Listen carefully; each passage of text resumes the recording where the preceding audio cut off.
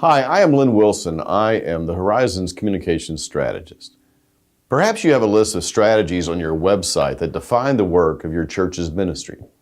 For example, I've seen some that say things like love God, love others, and serve the world, or gather, grow, and go. These words are usually catchy ways to define the core parts of what it means to do ministry. We worship together, we learn together, and we serve together. Giving needs to be one of these key words.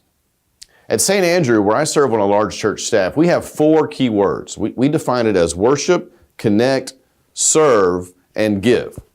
Recently, we switched the way we refer to these words, by the way. Now we refer to them as practices, not strategies.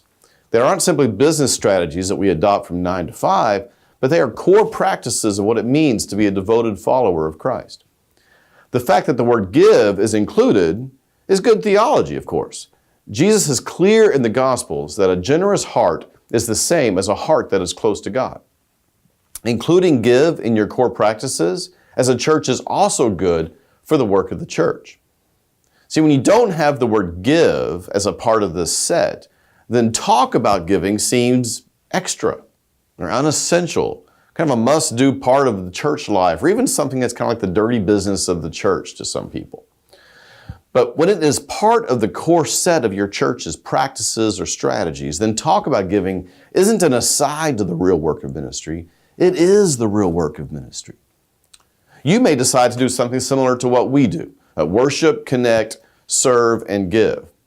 Or if you like to alliterate, and who doesn't like to alliterate, you may add it to your G's. Gather, grow, give, and go.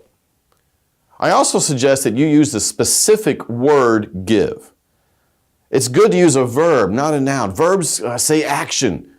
It's also good to be explicit about it, as opposed to using a word such as share, which could be interpreted as sharing time or sharing knowledge.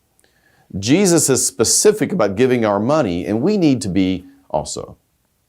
See, good communication begins with language. It doesn't begin with tactics like which latest social network to use. We must change the way people perceive in their own hearts and minds about what is good and what matters. And that starts with the language that we use. When you adopt the word give as a core key word to the work of your ministry, then you open up a world of possibilities about the specific ways you can live this out in the life of your church.